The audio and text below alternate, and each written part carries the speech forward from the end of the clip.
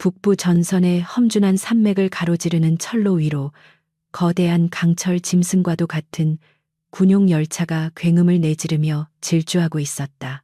바깥 세상은 영하 20도를 밑도는 살인적인 혹한과 함께 한치 앞도 분간할 수 없는 거친 눈보라가 휘몰아치고 있었지만 열차의 특실한 내부는 마치 다른 세상인 것처럼 훈훈한 열기와 알코올 향으로 가득 차 있었다. 최고급 가죽 소파에 비스듬히 기대 앉은 제7보병대 대장 박민석 중령은 붉게 달아오른 얼굴로 값비싼 위스키 잔을 흔들며 자신의 권력을 만끽하고 있었다. 그는 자신의 말 한마디면 부하들이 벌벌 떠는 모습을 즐겼고 오늘 밤도 예외 없이 그가 주재하는 술자리는 아부와 굴종으로 채워지고 있었다. 박민석 중령의 맞은편에는 그의 비위를 맞추느라 여념이 없는 부관들과 하급 장교들이 억지 웃음을 지으며 앉아 있었는데 그들의 얼굴에는 피로와 두려움이 역력했다. 박민석은 자신의 군화발을 테이블 위에 거만하게 올려놓은 채 입에 담기 힘든 저속한 농담을 던지며 부하들의 자존심을 짓밟는 것을 일종의 유의로 삼고 있었다. 그는 자신이 이 구역의 제왕이라도 된 양착각에 빠져 있었으며 열차 밖에서 경계 근무를 서고 있는 일반 병사들의 고통 따위는 안중에도 없었다. 오직 자신의 쾌락과 권위만이 중요했던 그는 술 기운이 오를수록 더욱 포악하고 제멋대로인 본성을 드러내며 주위의 공기를 무겁게 만들고 있었다. 그때 객실의 육중한 문이 열리며 찬바람과 함께 한 명의 여군 장교가 조용히 안으로 들어섰는데 그녀의 등장은 소란스럽던 술자리의 분위기를 순식간에 바꿔놓았다. 낡고 허름한 야전 상의를 입고 모자를 깊게 눌러 쓴 그녀는 군수지원단 소속의 하급 장교 명찰을 달고 있었지만 그 태도만큼은 기이할 정도로 침착하고 당당했다. 그녀는 강지원, 사실은 군 내부의 비리를 감찰하기 위해 신분을 위장하고 잠입한 육군 본부 소속의 중장이었으나 술에 취해 판단력이 흐려진 박민석의 눈에는 그저 분위기를 파악하지 못하고 자신의 영역을 침범한 건방진 하급 장교로만 보일 뿐이었다. 강지원은 소란스러운 술판을 가로질러 통로 쪽으로 향하려 했으나 박민석은 그녀의 무심한 태도가 자신의 권위를 무시하는 처사라고 느끼며 즉시 불쾌감을 드러냈다. 그는 마시던 위스키 잔을 바닥에 거칠게 내동댕이 치며 자리에서 벌떡 일어났고 깨진 유리 파편이 사방으로 튀며 주위는 순식간에 얼어붙은 듯 조용해졌다. 박민석은 비틀거리는 걸음으로 강지원에게 다가가 그녀의 앞을 가로막았고 술 냄새를 풍기며 모욕적인 언사를 퍼붓기 시작했다. 감히 대대장이 즐기는 신성한 연회장에 허락도 없이 발을 들인 죄를 묻겠다며 으름장을 놓는 그의 목소리는 분노로 인해 떨리고 있었다. 강지원은 박민석의 위협에도 불구하고 눈 하나 깜짝하지 않은 채 차가운 시선으로 그를 응시했는데 이는 박민석의 자존심을 더욱 긁어놓는 결과를 초래했다. 그녀는 규정상 이동 중인 병력의 상태를 확인하기 위해 순찰 중이었다고 간략하게 보고했지만 박민석에게 그 말은 핑계에 불과하게 들렸다. 그는 그녀의 턱을 거칠게 잡아 올리려 했으나 강지원은 가볍게 고개를 돌려 그의 손길을 피했고 이 사소한 거부 몸짓이 박민석의 내면에 잠재되어 있던 폭력성을 완전히 폭발시키는 기폭제가 되었다. 그는 자신의 부하들이 보는 앞에서 망신을 당했다고 생각하며 이성을 잃고 고래고래 고함을 지르기 시작했다. 박민석은 부관들에게 당장 이 건방진 여자를 끌어내어 교육을 시키라고 명령했지만 강지원의 서늘한 눈빛에 압도된 부하들은 선뜻 나서지 못하고 주저하는 모습을 보였다. 이에 더욱 격분한 박민석은 직접 강지원의 멱살을 잡으려 달려들었지만 그녀는 최소한의 동작으로 그의 중심을 무너뜨리며 그를 바닥에 넘어뜨리지 않는 선에서 제압했다. 그녀의 절제된 힘과 기술은 일반적인 하급 장교의 것이 아니었으나 이미 분노에 눈이 먼 박민석은 그것을 깨닫지 못하고 자신이 여자에게 밀렸다는 사실에만 치를 떨며 수치심에 몸부림쳤다. 그는 바닥을 치며 일어나 악을 쓰며 다시 명령을 내렸다. 박민석은 이성이 완전히 마비된 상태에서 전례 없는 광기 어린 명령을 내렸는데 그것은 바로 그녀를 달리는 열차 밖으로 던져버리라는 것이었다. 그는 자신이 가진 지휘권을 남용하여 살인이나 다름없는 행위를 지시했고 만약 명령에 불복종할 경우 즉결 처형도 불사하겠다고 부하들을 협박했다. 공포에 질린 부하들은 어쩔 수 없이 강지원을 포위했고 그녀는 저항할 수 있었음에도 불구하고 더 큰 소란을 피우지 않기 위해 그리고 박민석의 죄상을 낱낱이 기록하기 위해 잠자코 그들의 손길을 받아들였다. 그녀의 침묵은 패배가 아닌 폭풍전의 고요함이었으나 박민석은 그것을 자신의 승리로 착각하고 비릿한 웃음을 흘렸다. 열차의 측면 출입구가 덜컹거리며 열리자 시속 100km로 달리는 열차 안으로 영하 20도의 칼날 같은 바람과 눈보라가 들이닥쳤다. 굉음과 함께 쏟아져 들어오는 찬 공기는 순식간에 객실의 온기를 앗아갔지만 박민석은 추위조차 느끼지 못할 정도로 흥분하여 강지원의 등을 떠밀라고 소리쳤다. 강지원은 열린 문 밖으로 펼쳐진 칠흑 같은 어둠을 응시하며 자신의 몸을 보호하기 위한 낙법 자세를 본능적으로 계산했다. 그녀는 마지막으로 박민석을 돌아보았는데 그 눈빛에는 두려움 대신 처절한 심판을 예고하는 서늘한 살기가 담겨 있었다. 병사들에 의해 강지원의 몸이 허공으로 던져지는 순간 그녀는 짧은 숨을 들이키며 차가운 밤 공기 속으로 빨려 들어갔다. 그녀의 몸이 어둠 속으로 사라지자마자 박민석은 문을 쾅 닫으며 미친 듯이 웃음을 터뜨렸고 자신의 권력에 도전하는 자의 최로가 어떠한지 똑똑히 보라며 주위 사람들에게 소리쳤다. 열차는 아무 일도 없었다는 듯이 다시 어둠을 뚫고 앞으로 나아갔고 객실 안에는 다시금 무거운 침묵과 함께 비겁한 안도감이 감돌았다. 그들은 자신들이 방금 대한민국 국군 서열 3위의 장군을 사지로 내몰았다는 사실을 꿈에도 모른 채 다시 술잔을 채우며 불안을 애써 지우려 하고 있었다. 어둠 속으로 사라진 강지원은 거친 눈밭 위로 추락하며 뼈를 깎는 고통을 느꼈지만 강인한 정신력으로 의식을 잃지 않으려 애썼다. 그녀는 눈 속에 파묻힌 채 멀어지는 열차의 붉은 미등을 바라보며 부러진 갈비뼈의 통증을 억누르고 이를 악물었다. 영하 20도의 혹한이 그녀의 체온을 빠르게 빼앗아가고 있었지만 그녀의 가슴 속에서는 그보다 더 뜨거운 분노와 복수의 불길이 타오르고 있었다. 그녀는 떨리는 손으로 품 안의 비상통신기를 꺼내 들었고 눈보라치는 밤하늘을 향해 자신의 생존 신호와 함께 박민석에 대한 심판의 시간이 다가왔음을 알리는 코드를 전송하기 시작했다. 강지원의 몸이 차가운 설원 위를 뒹굴며 멈췄을 때 그녀가 가장 먼저 느낀 것은 뼈를 으스러뜨리는 듯한 충격이 아니라 폐부를 찌르는 날카로운 한기였다. 시속 100km로 달리는 열차에서 낙하할 때 발생한 엄청난 운동 에너지는 두꺼운 눈 위를 구르며 어느 정도 분산되었지만 그 대가로 온몸의 근육과 관절이 비명을 지르고 있었다. 그녀는 본능적으로 몸을 웅크려 중요 장기를 보호하려 했으나 거칠게 튀어나온 바위와 얼음 조각들이 야전 상의를 찢고 피부를 파고드는 것을 막을 수는 없었다. 입안에서 비릿한 피맛이 느껴졌고 호흡할 때마다 왼쪽 갈비뼈 부근에서 격심한 통증이 밀려왔다. 잠시 정신이 아득해지는 것을 느꼈지만 강지원은 이를 악물고 눈을 부릅뜨며 흐려지는 의식을 억지로 붙잡았다. 지금 여기서 의식을 잃는다면 그것은 곧 죽음을 의미했으며 영하 20도의 혹하는 자비 없이 그녀의 생명을 앗아갈 것이 분명했다. 그녀는 떨리는 팔에 힘을 주어 상체를 일으켰고 주위를 둘러보았으나 보이는 것은 온통 어둠과 희미하게 반사되는 눈빛뿐이었다. 열차는 이미 시야에서 사라진 지 오래였고 철로 주변에 남겨진 것은 오직 바람 소리와 자신의 거친 숨소리뿐이라는 사실이 뼈저리게 다가왔다. 강지원은 우선 자신의 신체 상태를 냉정하게 점검하기 시작했는데 다행히 팔다리의 움직임에는 큰 이상이 없었지만 왼쪽 갈비뼈에 실금이 간 듯한 둔탁한 통증이 지속되었다. 그녀는 고통을 참으며 자리에서 일어났지만 무릎까지 차오르는 깊은 눈은 한 걸음을 떼는 것조차 거대한 도전으로 만들었다.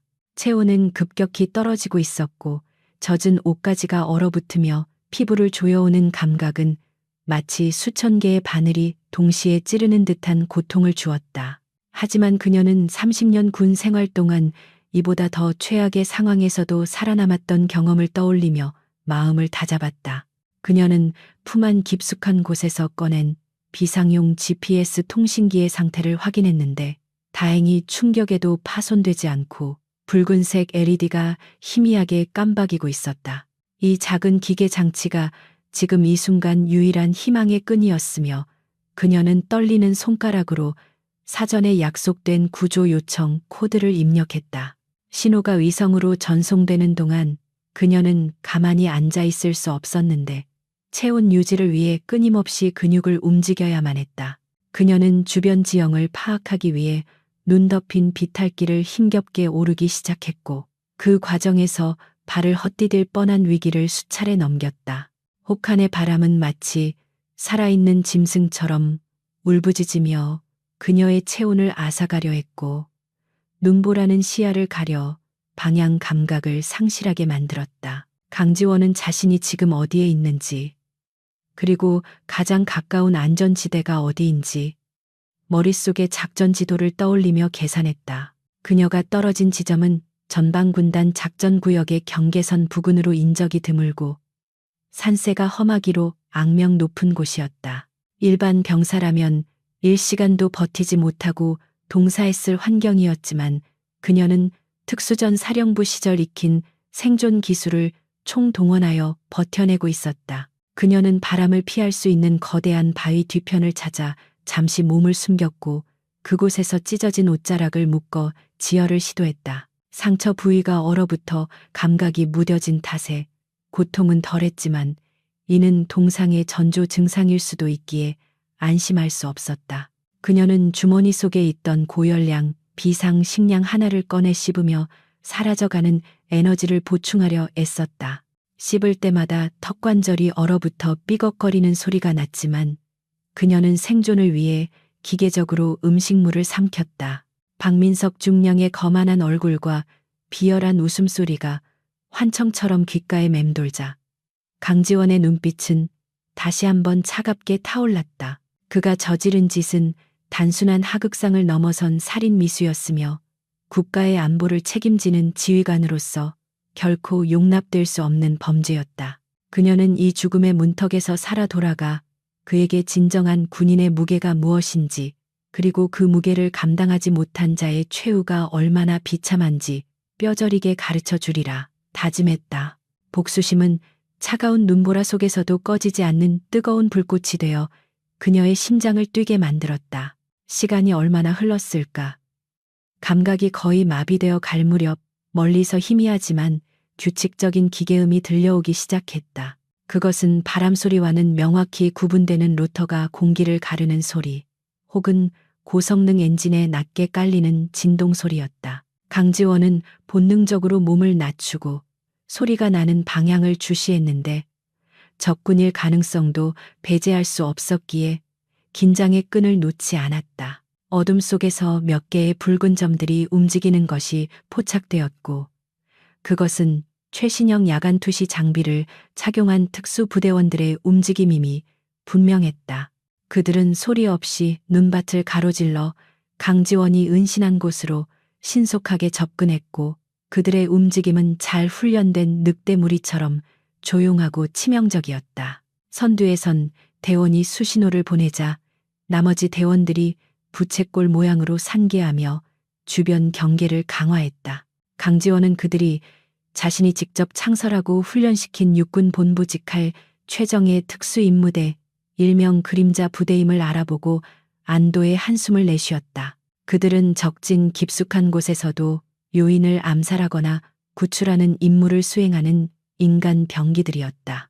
선두에 있던 팀장이 강지원을 알아보고 급히 다가와 무릎을 꿇었으며 그의 고글 뒤로 당혹감과 분노가 섞인 눈빛이 비쳤다.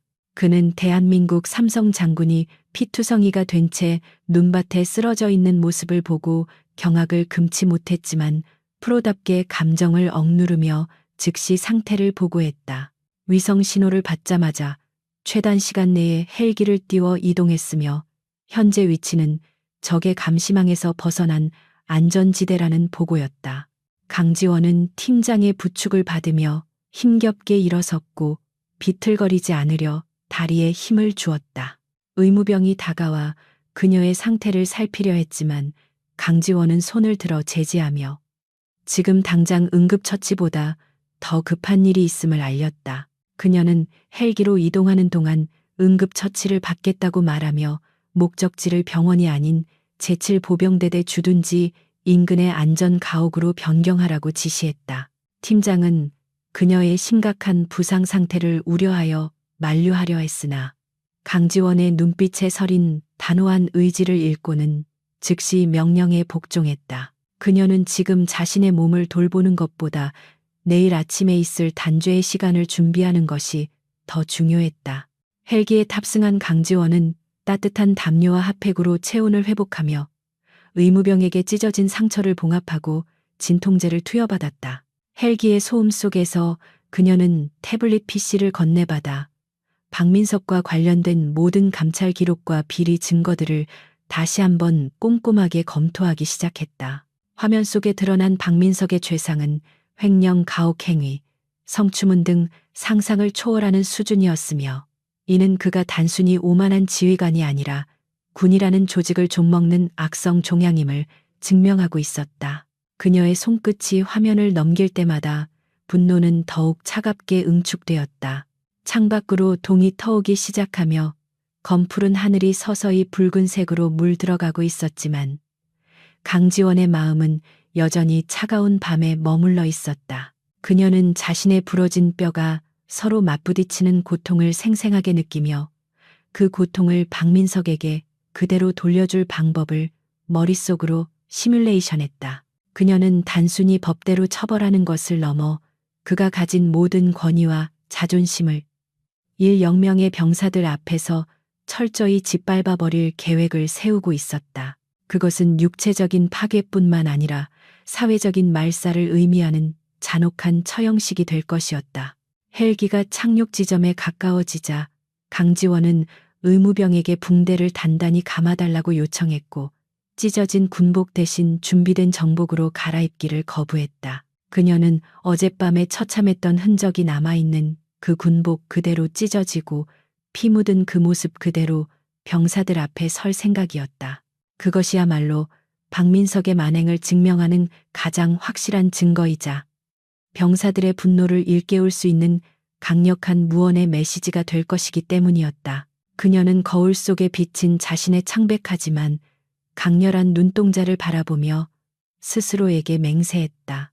착륙장에 도착하자 미리 대기하고 있던 검은 세단들이 헬기를 에워쌌고 중무장한 경호 병력이 그녀를 호위하기 위해 도열했다. 차가운 새벽 공기를 마시며 헬기에서 내린 강지원은 통증으로 인해 잠시 휘청거렸지만 곁에 있던 팀장의 도움을 거절하고 스스로 중심을 잡았다. 그녀는 지팡이나 부축 없이 두 발로 굳건히 서서 자신을 기다리는 부하들을 향해 고개를 끄덕였다. 그녀의 뒤로 떠오르는 태양은 마치 피처럼 붉게 타오르며 다가올 비의 숙청을 예고하는 듯했다. 강지원은 대기 중이던 차량에 탑승하며 운전병에게 제7보병대대 연병장으로 향하라고 짧고 명확하게 명령했다. 차 문이 닫히고 부드럽게 출발하는 세단 안에서 그녀는 창밖으로 스쳐 지나가는 평화로운 풍경을 무심하게 바라보았다. 이제 불과 몇 시간 후면 평온해 보이는 저 부대 안에서 거대한 폭풍이 몰아칠 것이며 그 중심에는 자신이 서 있을 것이었다. 그녀는 품 안에서 박민석의 사진이 담긴 인사 파일을 꺼내 들었고 사진 속에서 거만하게 웃고 있는 그의 얼굴을 손가락으로 천천히 걷어내렸다. 차량 행렬은 긴장감 넘치는 침묵 속에서 도로를 질주했고 강지원은 다가올 대면을 위해 호흡을 조절하며 마음의 칼날을 갈았다. 그녀는 자신이 겪은 고통과 수모를 개인적인 복수가 아닌 정의의 이름으로 집행할 심판으로 승화시키기 위해 끊임없이 되뇌었다. 군인의 명예를 더럽힌 자에게 자비란 없으며 오직 처절한 대가만이 있을 뿐이라는 신념이 그녀를 지탱하고 있었다. 이제 곧 오만 방자한 대대장은 자신이 건드린 상대가 누구였는지, 그리고 자신이 저지른 실수가 얼마나 치명적인 것이었는지 뼈저리게 깨닫게 될 것이었다. 제7 보병대대 주둔지에 아침 햇살이 비치기 시작했지만 그 빛은 얼어붙은 대지를 녹이기는커녕 차가운 공기에 반사되어 더욱 시리게 느껴질 뿐이었다. 밤새 달린 열차에서 내려 관용차로 갈아타고 부대로 복귀한 박민석 중령은 뒷좌석 깊숙이 몸을 파묻은 채 숙취로 인한 끔찍한 두통을 호소하고 있었다. 그는 어젯밤 열차 안에서 자신이 저지른 만행을 기억하고 있었지만 죄책감은커녕 오히려 귀찮은 쓰레기 하나를 치웠다는 식의 홀가분함을 느끼고 있었다. 그의 기억 속에서 강지원은 그저 주제 모르고 덤비던 이름 없는 여군 장교일 뿐이었고, 지금쯤이면 눈 속에 파묻혀 동사했거나 늑대의 먹이가 되었을 것이라 짐작하며 코웃음을 쳤다.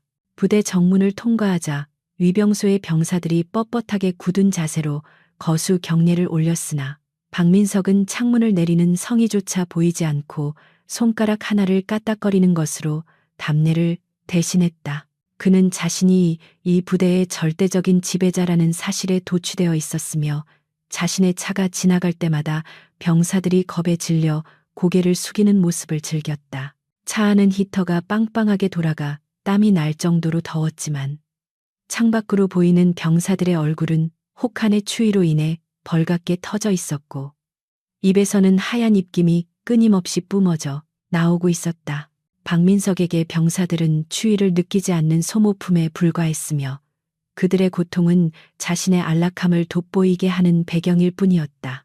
대대장실에 도착한 박민석은 부관을 호출하여 내일 있을 개막식 준비 상황을 보고받기 시작했는데 그의 관심사는 오직 행사의 거칠애와 자신의 위상을 드높이는 것에만 집중되어 있었다. 그는 훈련의 실질적인 성과나 장비의 가동률 따위는 묻지 않았고 단상의 높이나 의전용 카펫의 색깔, 그리고 자신을 비출 조명의 각도 같은 사소하고 보여주기식인 부분들에 대해서만 까다롭게 지적했다. 부관은 밤새 준비한 보고서를 내밀며 병사들의 피로도가 극에 달해 휴식이 필요하다고 조심스럽게 건의했지만 박민석은 보고서를 집어던지며 나약한 소리를 한다고 호통을 쳤다. 그는 자리를 박차고 일어나 직접 현장 점검을 하겠다며 연병장으로 향했고 그 뒤를 수많은 참모들이 줄지어 따르는 모습은 마치 왕의 행차와도 같았다. 연병장에는 천여 명의 병사들이 살을 내는 칼바람을 맞으며 예행 연습을 하고 있었는데 그들의 군복은 땀과 눈으로 젖어 얼어붙어 있었고 손발은 동상으로 감각을 잃어가고 있었다.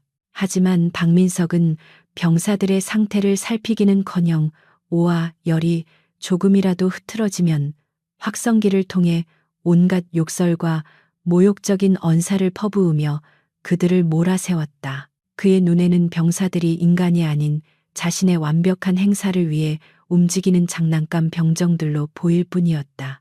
박민석은 단상 위에 올라가 마이크 테스트를 하며 자신의 목소리가 연병장 구석구석까지 울려 퍼지는지 확인했는데 그 모습은 마치 사이비 교주가 신도들을 내려다보는 것과 흡사했다. 그는 내일 이 자리에서 자신이 얼마나 위대하고 유능한 지휘관인지 과시할 생각에 들떠 있었으며 상부에서 내려올 감찰관들에게 보여줄 완벽한 쇼를 머릿속으로 구상하고 있었다. 그는 자신의 군화에 묻은 흙먼지를 털어내기 위해 곁에 서 있던 중대장에게 손짓했고 중대장은 수치심을 무릅쓰고 무릎을 꿇어 손수건으로 대대장의 신발을 닦아야만 했다. 이 광경을 지켜보는 병사들의 눈에는 분노와 절망이 서려 있었지만 그 누구도 감히 불만을 표출할 수는 없었다. 점검을 마친 박민석은 식당이 아닌 자신의 집무실로 최고급 요리를 배달시켜 호화로운 점심 식사를 즐겼는데 이는 병사들이 먹는 부실한 짬밥과는 비교할 수 없는 수준이었다. 그는 부식비를 횡령하여 자신의 사리사욕을 채우는데 거리낌이 없었고 병사들이 먹어야 할 고기와 과일은 항상 그의 식탁이나 접대용 술자리로 빼돌려졌다. 기름진 음식을 씹으며 그는 밀수업자들과 통화하여 군용 유류를 빼돌릴 계획을 논의했고 이 모든 것이 자신의 권력 아래서 영원히 비밀로 유지될 것이라 확신했다. 그의 탐욕은 끝이 없었고 부대는 그의 개인 금고나 다름없었다. 오후가 되자 기온은 더욱 떨어져 체감 온도가 영하 30도에 육박했지만 박민석은 내일 행사의 리허설을 강행하라고 지시하며 병사들을 극한으로 내몰았다. 몇몇 병사들이 저체온증으로 쓰러져 의무대로 실려갔지만 그는 정신력이 해이해진 탓이라며 오히려 남아있는 병사들에게 얼차려를 부여하는 잔혹함을 보였다. 그는 자신의 성공적인 커리어를 위해 병사들의 목숨 따위는 얼마든지 희생시킬 준비가 되어 있었고 이러한 공포 정치가 자신의 통솔력을 증명하는 길이라고 믿어 의심치 않았다. 연병장은 병사들의 거친 숨소리와 신음으로 가득 찼지만 지휘 통제실의 따뜻한 창문 너머로 그들을 지켜보는 박민석의 표정은 만족스러움 그 자체였다. 해가 저물고 어둠이 깔리기 시작하자 부대는 내일의 행사를 위한 최종 점검에 들어갔고 곳곳에 설치된 조명들이 연병장을 대낮처럼 환하게 밝혔다. 박민석은 자신의 집무실 소파에 누워 내일 읽을 연설문을 검토하며 자신이 사용할 단어 하나하나에 도취되어 혼잣말을 중얼거렸다. 그는 내일 행사가 끝나면 진급 심사에 유리한 고지를 점할 것이라 확신했고 어젯밤 열차에서 던져버린 여자의 존재는 그의 머릿속에서 완전히 지워진 상태였다. 그는 자신이 쌓아올린 견고한 성 안에서 영원히 안전할 것이라 믿었지만 성벽 밖 어둠 속에서 조용히 그를 노리는 맹수의 눈빛을 감지하지 못했다. 늦은 밤 박민석은 다시 술판을 벌이기 위해 평소 아끼던 장교들을 관사로 호출했고 부대의 긴장감과는 상관없이 흥청망청한 파티를 시작했다. 고급 양주가 넘쳐나고 아부 섞인 웃음소리가 관사를 가득 메웠지만 창밖의 바람소리는 마치 억울하게 죽어간 영혼들의 통곡처럼 기괴하게 울부짖었다. 박민석은 술잔을 높이 들며 내일의 영광을 위해 건배를 제의했고 부하들은 영혼 없는 목소리로 충성을 맹세하며 잔을 부딪혔다. 그들은 내일 아침 저 태양이 떠오르면 자신들의 운명이 어떻게 뒤바뀔지 전혀 예상하지 못한 채 파멸을 향해 달려가는 폭주 기관차처럼 밤을 지새웠다. 같은 시각 부대 외곽을 둘러싼 철조망 너머 숲속에서는 어둠과 하나 된 그림자들이 소리 없이 움직이며 경계병들의 시야를 피해 침투하고 있었다. 그들은 강지원의 지시를 받은 그림자 부대의 선발대로 내일 있을 심판의 날을 위해 사전에 부대 내부의 통신망을 장악하고 도주로를 차단하는 임무를 수행 중이었다. 그들은 마치 유령처럼 보초들의 등 뒤를 스쳐 지나갔고 감시 카메라의 사각지대를 정확히 파고들어 주요 거점에 폭발물이 아닌 감청 장비와 증거 수집용 카메라를 설치했다. 박민석이 술에 취해 잠든 사이 그의 목을 조여올 올가미는 이미 완성되어 가고 있었다. 새벽 3시 모든 준비를 마친 박민석은 술에 취해 침대에 쓰러져 잠들었으나 그의 꿈자리는 그리 평온하지 못했다. 그는 꿈속에서 자신이 열차 밖으로 던진 여자가 피투성이가 된 채 다시 기어 올라오는 악몽을 꾸며 식은땀을 흘렸다. 하지만 잠에서 깬 그는 그저 술 기운 탓이라 치부하며 다시 눈을 감았고 다가오는 파멸의 그림자를 애써 무시했다. 창밖에서는 내일 아침 그를 맞이할 태양이 서서히 지평선 아래에서 붉은 기운을 내뿜으며 준비하고 있었고 그것은 축복의 빛이 아니라 피의 심판을 알리는 서막이었다. 제7 보병대대 주둔지에서 불과 10km 떨어진 숲속 깊은 곳. 겉보기에는 평범한 산림 감시 초소처럼 위장된 안전가옥의 내부는 팽팽한 긴장감으로 가득 차 있었다. 강지원은 임시 상황실로 개조된 거실 중앙의 작전 테이블 앞에 앉아 있었는데 그녀의 상체는 압박 붕대로 단단히 감겨 있었고 어깨에는 진통제 주사가 놓여 있었다. 군의관이 추가적인 정밀 검사와 휴식을 강력히 권고했음에도 불구하고 그녀는 진정제 투여를 단호히 거부했다. 그녀는 통증이야말로 자신의 정신을 맑게 깨어있게 하는 각성제라고 말하며 흐트러짐 없는 자세로 전면의 대형 모니터를 응시하고 있었다. 화면 속에는 드론과 침투조가 실시간으로 보내오는 제7 보병대대의 내부 상황이 적나라하게 펼쳐지고 있었다.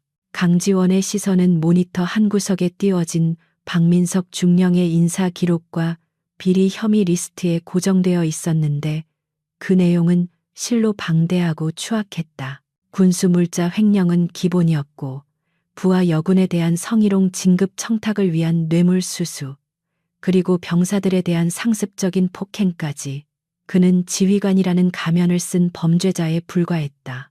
특히 지난 겨울 난방용 유류를 빼돌려 매각한 탓에 병사들이 동상에 걸리게 만들고도 이를 정신력 부족으로 몰아세워 은폐한 사건 기록을 읽을 때는 그녀의 눈썹이 꿈틀거렸다. 그녀는 단순히 한 명의 장교를 처벌하는 것이 아니라 군이라는 조직을 병들게 하는 악의 뿌리를 뽑아내야 한다는 사명감을 다시금 되새겼다. 그림자 부대의 팀장인 최소령이 조용히 다가와 추가로 확보한 도청 파일을 재생했는데 스피커를 통해 박민석의 비열한 목소리가 흘러나왔다. 어차피 그 여자는 눈 속에서 얼어 뒤졌을 거야.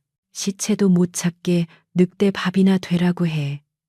술에 취해 낄낄거리며 내뱉는 그의 육성은 상황실에 있던 모든 대원들의 주먹을 불끈 쥐게 만들었다. 강지원은 표정 하나 변하지 않고 그 녹음 파일을 증거 목록 최상단에 저장하라고 지시했다. 그녀에게 감정적인 동요는 사치였으며 지금 필요한 것은 그를 완벽하게 파멸시킬 차가운 이성과 치밀한 논리뿐이었다. 그녀는 박민석이 스스로 뱉은 말들이 어떻게 그의 목을 조르는 올가미가 될지 이미 머릿속으로 계산을 끝낸 상태였다. 새벽 4시가 넘어가자 강지원은 자리에서 일어나 준비된 정복을 바라보았는데 그것은 단순한 옷이 아니라 그녀가 평생을 바쳐 지켜온 명예의 상징이었다. 그녀는 찢어지고 피가 배어나온 내의를 갈아입지 않고 그 위에 빳빳하게 다려진 정복 셔츠를 걸쳤는데 이는 자신이 겪은 고통을 잊지 않겠다는 무언의 의식과도 같았다. 부관이 새 정복 바지와 재킷을 건네주며 도와주려 했지만 그녀는 혼자 힘으로 단추를 하나하나 채우며 흐트러진 호흡을 가다듬었다. 거울 속에 비친 그녀의 얼굴은 창백했지만 눈빛만은 형형하게 빛나고 있었고 왼쪽 가슴에 달린 약장들은 그녀가 걸어온 전장의 역사를 대변하고 있었다. 재킷의 양어깨에 별 3개가 그려진 계급장을 부착하는 순간 방 안의 공기가 무겁게 가라앉는 듯한 위압감이 감돌았다. 강지원은 자신의 어깨에 얹혀진 그 무게가 단순히 권력을 의미하는 것이 아니라 50만 장병의 생명을 책임지는 무거운 십자가임을 누구보다 잘 알고 있었다. 박민석은 그 무게를 망각하고 계급장을 권력의 도구로만 사용했기에 오늘 그녀는 그에게 계급의 진정한 의미를 가르쳐 줄 참이었다. 그녀는 마지막으로 정모를 눌렀으며 매무새를 다듬었고 거울 속에 자신에게 실수는 없다라고 나직이 속삭였다. 그녀는 이제 피해자 강지원이 아니라 대한민국 육군 중장 강지원이었다.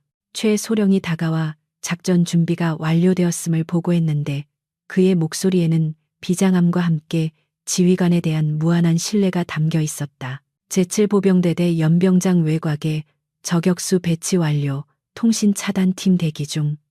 법무관 및 헌병대 호송 차량도 합류 지점에 도착했습니다. 강지원은 고개를 끄덕이며 작전명 심판의 철퇴의 개시를 승인했다.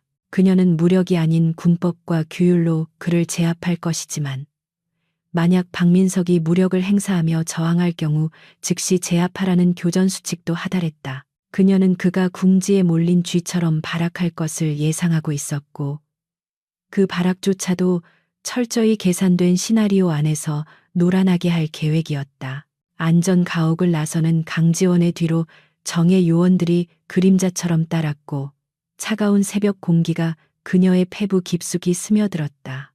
하늘은 여전히 어두웠지만 동쪽 끝에서는 희미한 여명이 밝아오고 있었는데 그것은 곧 닥쳐올 폭풍을 예고하는 서막처럼 느껴졌다. 대기 중이던 검은색 지휘용 세단과 호위 차량들의 엔진 소리가 고요한 숲을 울렸고 차량들의 헤드라이트가 일제히 켜지며 어둠을 갈랐다. 강지원은 뒷좌석에 앉아 창밖을 응시했는데 유리창에 비친 그녀의 표정은 마치 전쟁터로 나가는 장수의 그것처럼 비장하고 단호했다. 차량 행렬이 숲길을 빠져나와 국도로 접어들자 속도를 높인 타이어가 아스팔트 위를 미끄러지듯 질주하기 시작했다. 강지원은 무전기를 통해 선두 차량의 지시를 내렸는데 사이렌을 울리지 말고 최대한 은밀하게 접근하라는 것이었다. 박민석이 안심하고 행사를 시작하는 그 순간 가장 방심하고 있을 때 들이닥쳐야 그 충격과 공포가 극대화될 것이기 때문이었다. 그녀는 태블릿 PC를 다시 켜고 오늘 행사장에 참석할 주요 인사들의 명단을 확인했는데 박민석이 자신의 세력을 과시하기 위해 초정한 지역 유지들과 예비역 장성들도 포함되어 있었다. 그들 모두가 박민석의 몰락을 지켜볼 증인이 될 것이었다. 제7보병대대로 향하는 길목마다 배치되어 있던 그림자 부대의 정보원들이 차량의 이동 상황을 실시간으로 보고해왔다. 현재 대대 정문 경계 근무 평소보다 느슨함, 위병 소장 졸고 있음. 보고를 받은 최소령은 혀를 차며 기강이 무너진 부대의 현실을 개탄했지만 강지원은 오히려 그 점을 이용해 무혈입성할 수 있음을 다행으로 여겼다.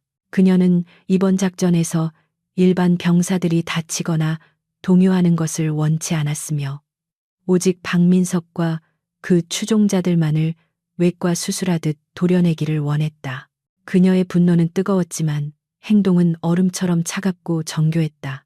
차 안에서 강지원은 잠시 눈을 감고 지난밤 열차에서의 일을 회상했는데 박민석이 자신을 밀치던 그 순간의 감촉과 모욕적인 언사들이 생생하게 되살아났다. 갈비뼈의 통증이 다시금 욱신거렸지만 그녀는 그 고통을 억지로 참지 않고 오히려 분노의 연료로 삼아 태워버렸다. 그녀는 자신의 몸에 남은 상처들이야말로 정의를 집행할 자격을 부여하는 훈장이라고 생각했다.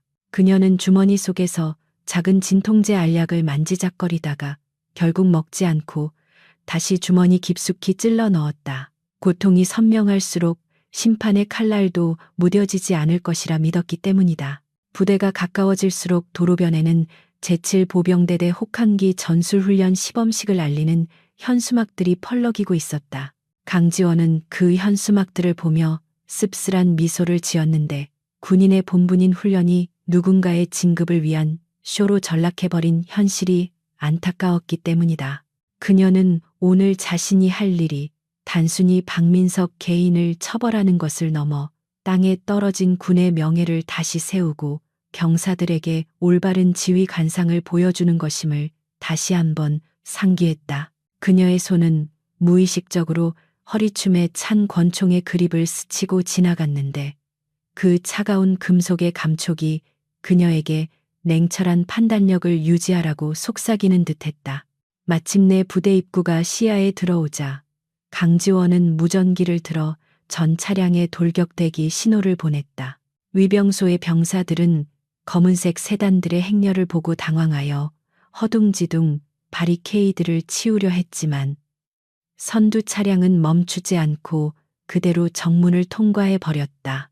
경적 소리에 놀란 위병소장이 뛰쳐나왔으나 이미 차량 행렬은 흙먼지를 일으키며 연병장 쪽으로 사라지고 난 뒤였다. 강지원은 백미러를 통해 당황한 병사들의 모습을 확인하며 이제 돌이킬 수 없는 화살이 시위를 떠났음을 실감했다.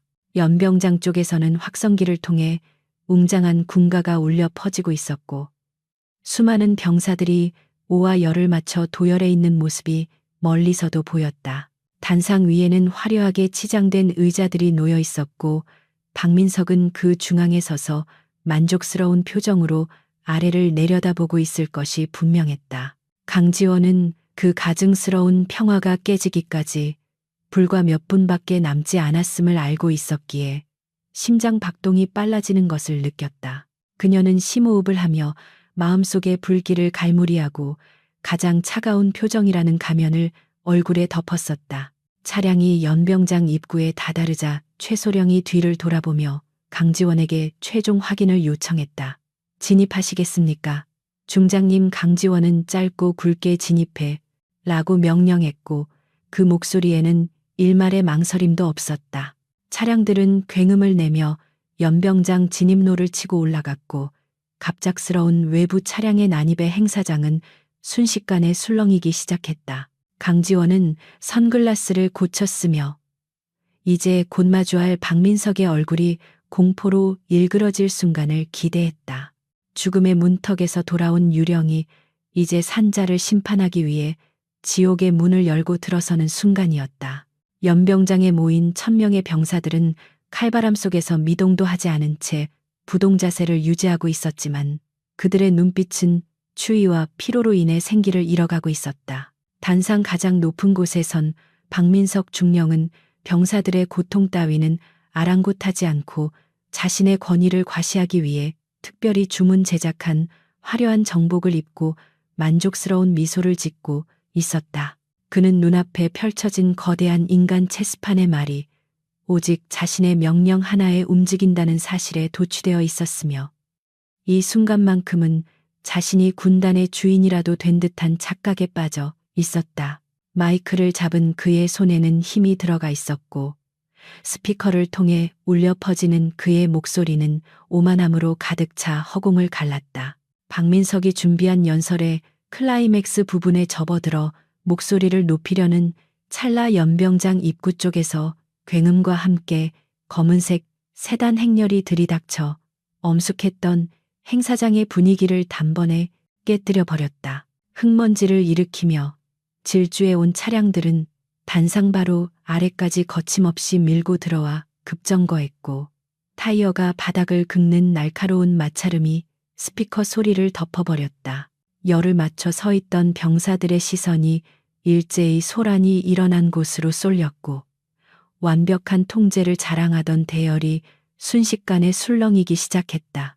박민석은 자신의 신성한 무대가 망가졌다는 사실에 격분하여 얼굴을 붉히며 마이크를 쥔 채 감히 누가 이런 무례를 범하느냐고 고래고래 고함을 질렀다. 선두 차량과 호위 차량의 문이 동시에 열리며 검은 정장 차림의 경호원들과 헌병 완장을 찬 무장 군인들이 신속하게 튀어나와 주변을 에워싸고 경계태세를 갖췄다. 그들의 일사불란하고 절도 있는 움직임은 일반적인 방문객의 수행원 수준이 아니었으며 마치 전시 상황의 VIP 경호 작전을 방불케 하는 살벌한 기운을 내뿜고 있었다.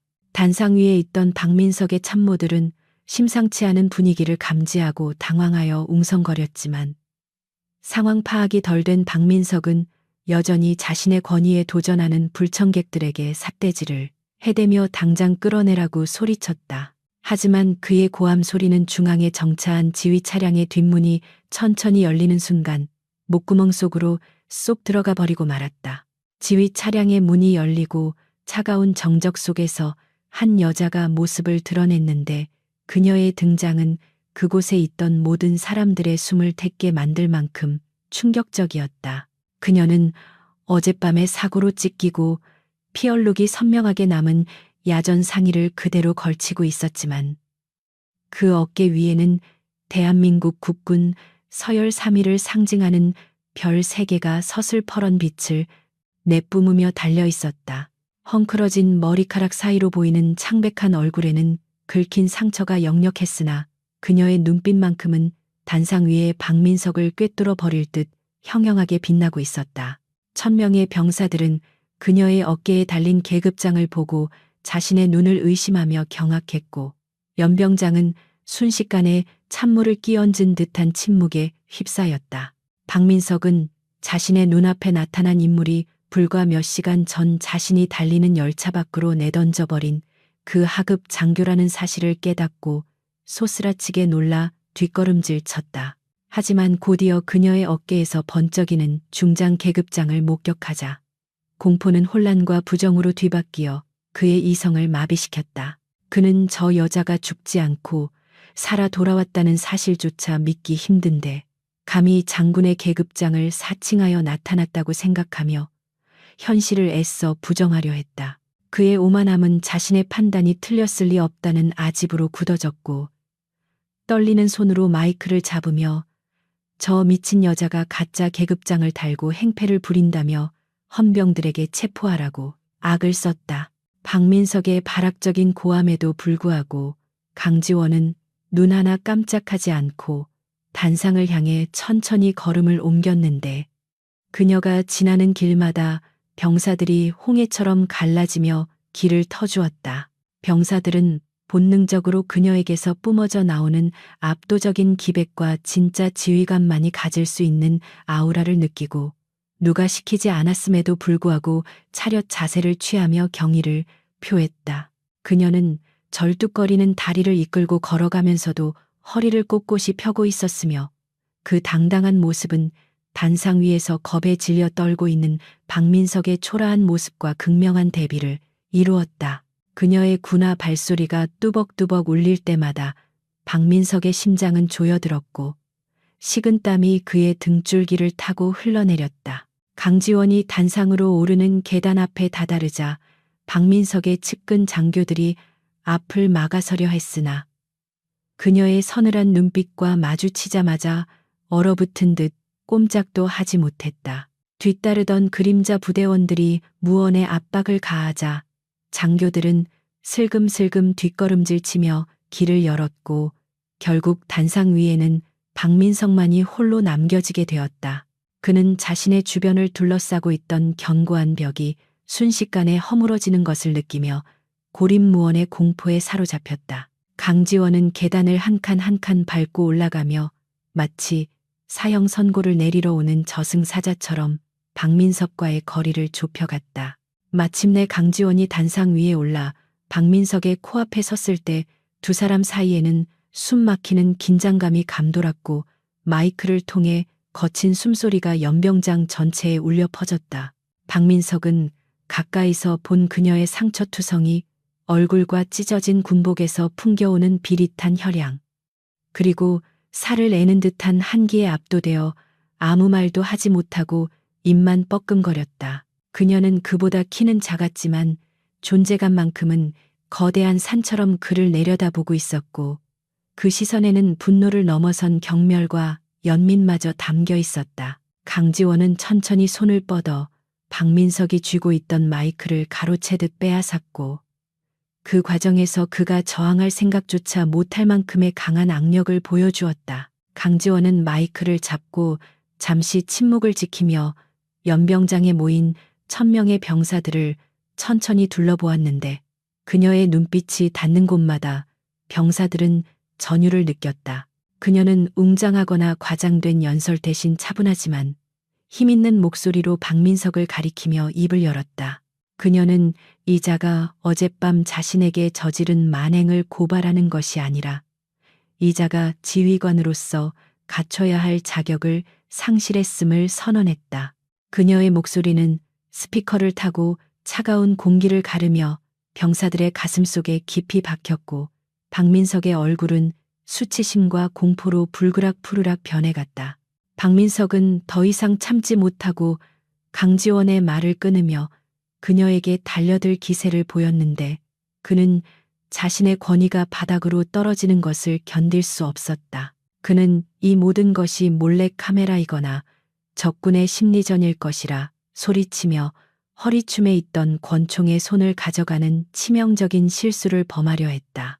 하지만 강지원은 이미 그의 움직임을 예측하고 있었고 그녀의 몸은 생각보다 먼저 반응하여 전투태세를 갖췄다. 1000명의 눈동자가 지켜보는 가운데 오만 방자한 대대장과 상처 입은 여군 중장의 대결은 이제 말싸움이 아닌 육체적인 충돌로 치닫고 있었다.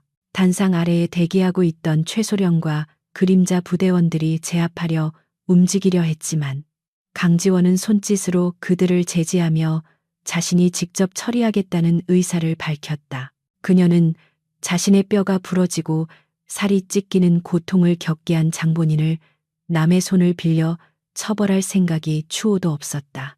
그녀는 박민석이 권총을 뽑아들기 직전 번개 같은 속도로 그의 손목을 낚아채며 관절을 비틀었다. 뚝 하는 소리와 함께 박민석의 비명이 스피커를 통해 적나라하게 울려 퍼졌고 그것은 앞으로 이어질 처절한 응징의 시작을 알리는 신호탄이었다.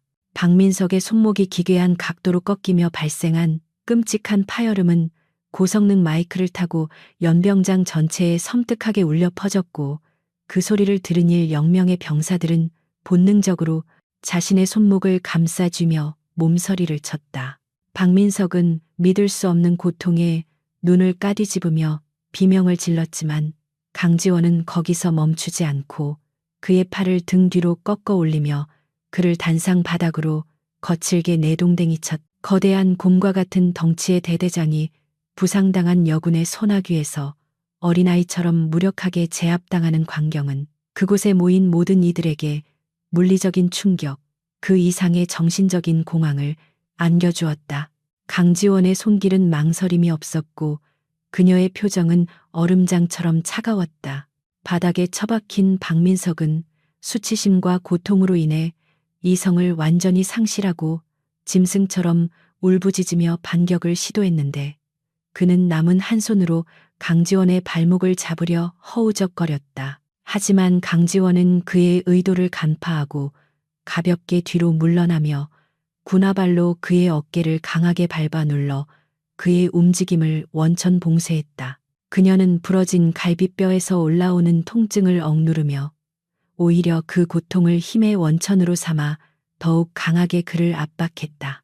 그녀는 바닥에 깔린 박민석을 내려다보며 어젯밤 그가 열차 안에서 보여주었던 그 오만함이 얼마나 보잘것없는 것이었는지 똑똑히 확인시켜주고 있었다.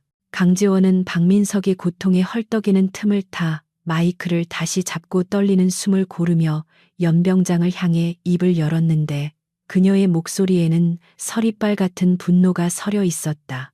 그녀는 박민석이 병사들의 난방비를 횡령하여 자신의 유흥비로 탕진한 사실을 폭로하며 그 대가로 병사들이 차가운 내무반에서 떨어야 했던 고통을 상기시켰다.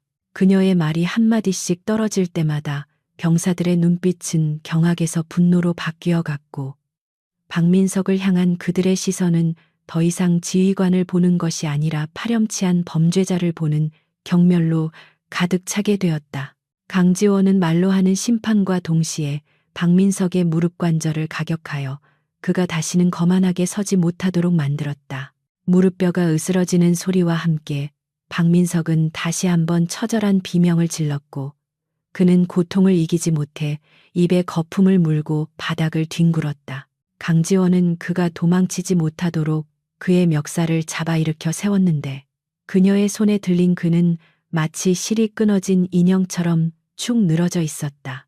그녀는 박민석의 귀에 대고 나직하지만 또렷한 목소리로 어젯밤 그가 자신을 열차 밖으로 던지며 했던 말을 그대로 돌려주었다. 주제도 모르고 덤비는 쓰레기가 누구인지 이제 똑똑히 알겠나. 그녀의 물음에 대답 대신 박민석의 입에서는 신음소리만이 흘러나왔고 그의 눈동자는 공포로 인해 초점을 잃고 흔들렸다. 강지원은 박민석을 단상 난간 쪽으로 밀어붙여 병사들이 그의 비참한 몰골을 더 잘 볼 수 있게 만들었는데 이는 권력의 정점에 있던 자가 추락하는 모습을 통해 정의가 살아있음을 증명하기 위함이었다. 피범벅이 된 얼굴로 헐떡이는 박민석의 모습은 불과 몇 분 전까지 으스대던 대대장의 모습과는 너무나도 달랐다. 강지원은 그의 가슴에 달려있던 화려한 훈장들을 거칠게 뜯어내어 바닥에 던져버렸고 그 명예로운 상징들이 흙발에 짓밟히는 것을 보며 박민석은 정신적인 사망 선고를 받은 듯 넋을 잃었다. 그녀는 그에게 군복을 입을 자격조차 없음을 행동으로 보여주고 있었다. 박민석이 마지막 발악으로 강지원의 상처 부위를 가격하려 들자 그녀는 본능적인 방어 기제로 그의 팔을 다시 한번 낚아채어 관절기를 시전했다. 이번에는 팔꿈치 관절이 역방향으로 꺾이며 뚝 하는 소리가 났고 박민석은 비명조차 지르지 못하고 숨을 헐떡이며 기절 직전까지 몰렸다. 강지원은 그를 바닥에 내치며 그가 병사들에게 가했던 폭력과 가혹 행위의 대가가 바로 이것임을 뼈저리게 각인시켰다. 뼈가 부서지는 고통 속에서 박민석은 자신이 저지른 죄의 무게를 육체적으로 체감해야 했고, 그 고통은 그가 죽는 날까지 잊지 못할 트라우마로 남을 것이 분명했다. 연병장을 가득 메운 정적 속에서 오직 박민석의 신음소리만이 들려왔고, 강지원은 흐트러진 호흡을 가다듬으며 자신의 찢어진 옷매무새를 고쳤다. 그녀는 고통 속에서 몸부림치는 박민석을 발로 차서 옆으로 치워버리고 단상 중앙에 다시 굳건히 섰다. 그녀의 등 뒤로 떠오른 태양이 그녀의 실루엣을 비추자 병사들은 마치 전쟁의 여신이 강림한 듯한 전율을 느꼈다. 그녀는 육체적으로는 만신창이가 되었을지언정 정신적으로는 그 어느 때보다 강인하고 위대해 보였으며, 그 모습 자체가 병사들에게는 살아있는 교과서이자 영웅의 귀환이었다. 강지원은 대기하고 있던 헌병대장에게 손짓하여 박민석을 연행하라는 신호를 보냈고, 헌병들은 지체 없이 단상으로 뛰어 올라와 쓰러진 박민석에게 수갑을 채웠다. 개처럼 질질 끌려가는 박민석의 뒷모습을 보며 강지원은 일말의 동정심도 느끼지 않았다. 그녀는 마이크를 잡고 떨리는 목소리를 억누르며 이 모든 사태를 지켜본 병사들에게 진심 어린 사과와 위로의 말을 건네기 시작했다. 그녀는 못난 지휘관을 만나 고생한 병사들의 노고를 치하하며 오늘부로 이 부대의 모든 부조리는 사라질 것이라고 단호하게 선언했다. 병사들 사이에서 처음에는 작은 웅성거림이 일더니 이내 누군가 시작한 박수가 들불처럼 번져나가 연병장 전체를 뒤덮는 함성으로 변했다. 그들은 억압받던 서름을 토해내듯 강지원의 이름을 연호했고, 눈물을 흘리며 그녀에게 경의를 표하는 병사들도 있었다. 강지원은 그들의 환호 속에서 비로소 안도의 한숨을 내쉬며 긴장이 풀리면서 밀려오는 극심한 통증을 느꼈다. 하지만 그녀는 쓰러지지 않고 끝까지 두 발로 버티고 서서 병사들의 믿음에 보답하는 강인한 지휘관의 모습을 보여주었다. 그녀의 어깨에 얹혀진 별 3개가 햇빛을 받아 더욱 찬란하게 빛나고 있었다. 헌병 차량에 실려 나가는 박민석은 차창 밖으로 보이는 강지원의 모습을 보며 뒤늦은 후회의 눈물을 흘렸지만 이미 엎질러진 물이었다. 그는 자신이 쌓아 올린 모래성이 파도 한 번에 무너져 내리는 것을 목격하며 차가운 철창 안에서의 미래를 예감하고 절망했다. 강지원은 멀어지는 헌병 차량을 끝까지 응시하며 이 싸움이 단순히 개인의 복수가 아니라 정의를 위한 필연적인 과정이었음을 되새겼다. 그녀는 이제 무너진 부대를 재건하고 상처 입은 병사들의 마음을 치유해야 하는 새로운 임무가 자신을 기다리고 있음을 직감했다. 헌병대의 호송 차량이 일으킨 흙먼지가 가라앉고 난 뒤 연병장에는 다시금 무거운 침묵이 내려앉았지만 그 공기의 질감은 이전과는 확연히 달랐다. 공포와 억압으로 숨막히던 긴장감은 사라지고 그 자리에는 폭풍이 지나간 뒤의 고요함과 알 수 없는 기대감이 섞인 미묘한 전율이 감돌고 있었다.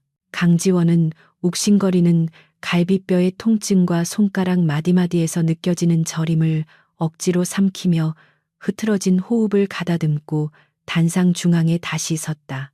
그녀는 자신의 몸이 한계에 다다랐음을 직감했지만 아직 해야 할 마지막 임무가 남아있기에 정신력이라는 끈을 놓지 않고 버티고 있었다. 그녀의 시선은 추위에 떨고 있는 0명의 병사들 한 명 한 명을 어루만지듯 천천히 훑고 지나갔다. 강지원은 마이크를 잡은 손에 힘을 주며 얼어붙은 병사들의 마음을 녹일 수 있는 첫 마디를 고르느라 잠시 입술을 달싹였다. 그녀는 장군으로서의 권위를 내세우기보다는 같은 군복을 입은 선배 군인으로서 그들에게 다가가고 싶었다. 제7 보병대대 장병 여러분, 고개를 드십시오. 스피커를 통해 울려 퍼진 그녀의 목소리는 부드러웠지만 그 안에는 거부할 수 없는 단단한 힘이 실려 있었다. 병사들은 주저하며 서로의 눈치를 보다가 하나둘씩 고개를 들었고 단상 위에 선 상처투성이의 여군 중장을 정면으로 바라보았다. 그들의 눈에는 아직도 방금 일어난 충격적인 사건의 잔상이 남아 있었지만 동시에 새로운 희망의 빛도 희미하게 타오르고 있었다.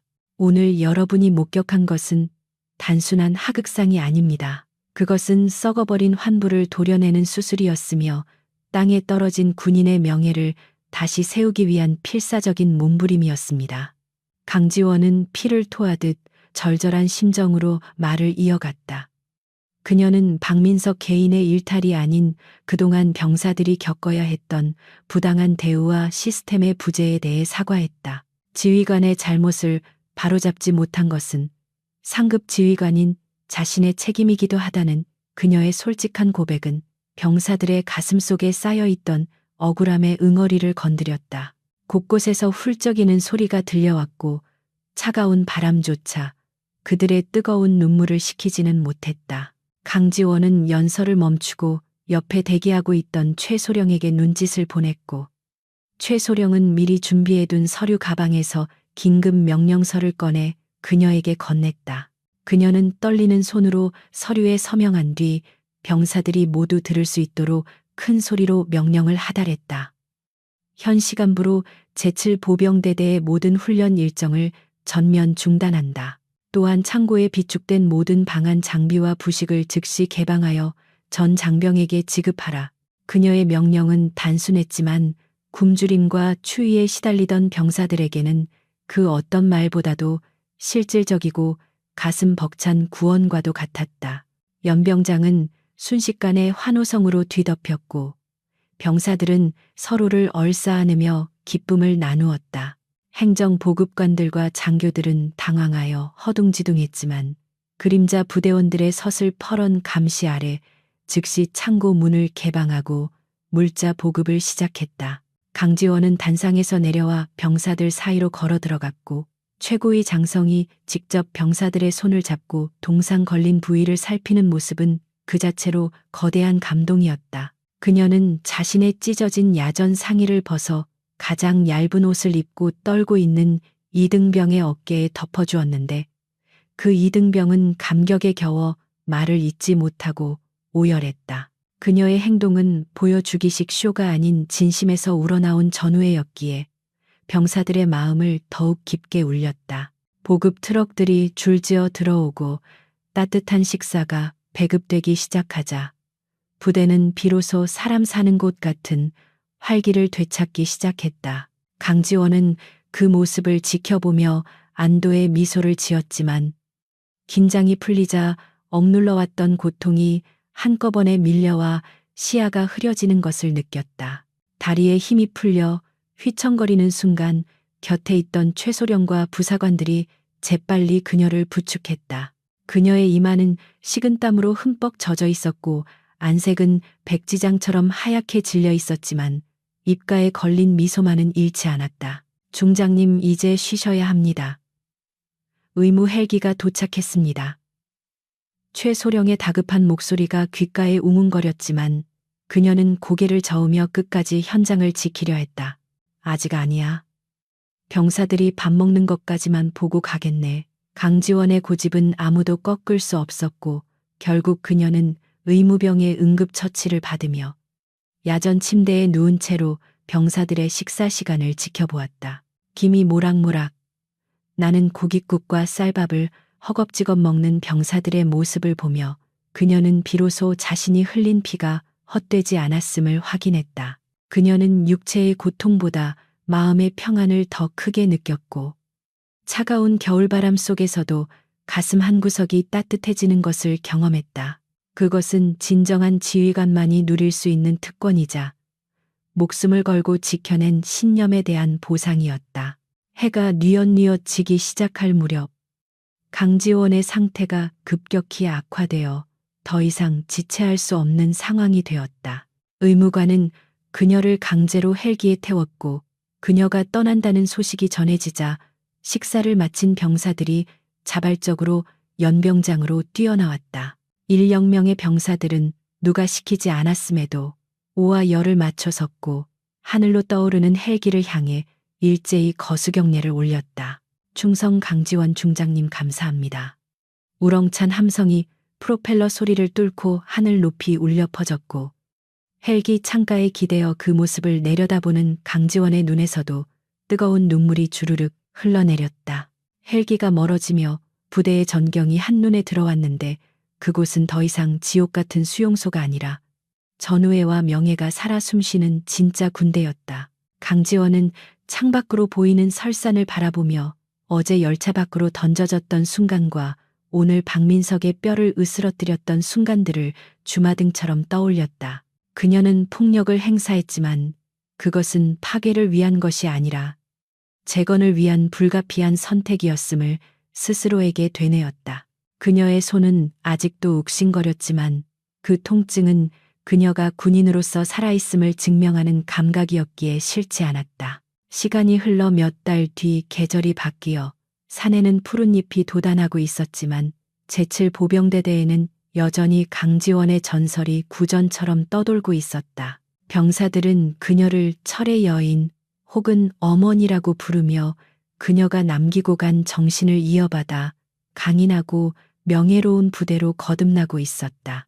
새로운 대대장이 부임했지만 그는 박민석과는 달리 병사들을 존중하고 소통하는 지휘관이었으며 이는 강지원이 육군 본부에 강력하게 추천한 인물이었다. 부대 정문에는 강지원이 남긴 친필 휘호가 새겨진 비석이 세워졌는데 그곳에는 명예는 지키는 자의 것이고 승리는 준비된 자의 것이다라는 문구가 선명하게 박혀 있었다. 강지원은 병원 치료를 마치고 다시 최전방 사령관으로 복귀했는데 그녀의 왼쪽 가슴에는 새로운 훈장이 하나 더 달려 있었다. 하지만 그녀가 가장 소중하게 여기는 것은 금속으로 된 훈장이 아니라 제7보병대대 병사들이 보내온 수백 통의 롤링페이퍼 편지 묶음이었다. 그녀는 집무실 창가에 서서 북쪽 하늘을 바라보며 언젠가 다시 마주할지 모를 또 다른 박민석들과의 싸움을 준비했다. 그녀는 알고 있었다. 정의는 저절로 지켜지는 것이 아니라 누군가의 희생과 용기를 통해 끊임없이 증명되어야 한다는 사실을 말이다. 마지막으로 그녀는 책상 위에 놓인 낡은 사진 한 장을 집어들었는데 그곳에는 임관식 날 앳된 얼굴로 경례를 하고 있는 자신의 모습이 담겨 있었다. 수십 년의 세월이 흘러 얼굴에는 주름이 늘고 몸에는 상처가 가득했지만 사진 속의 눈빛과 지금 거울 속의 눈빛은 변함없이 빛나고 있었다. 그녀는 사진을 가슴에 품으며 군인으로서의 삶이 끝나는 그날까지 결코 타협하지 않는 고든 길을 걸어가리라 다짐했다. 영하 20도의 추위 속에서도 결코 얼어붙지 않았던 그녀의 뜨거운 심장은 오늘도 조국과 병사들을 위해 힘차게 박동하고 있었다.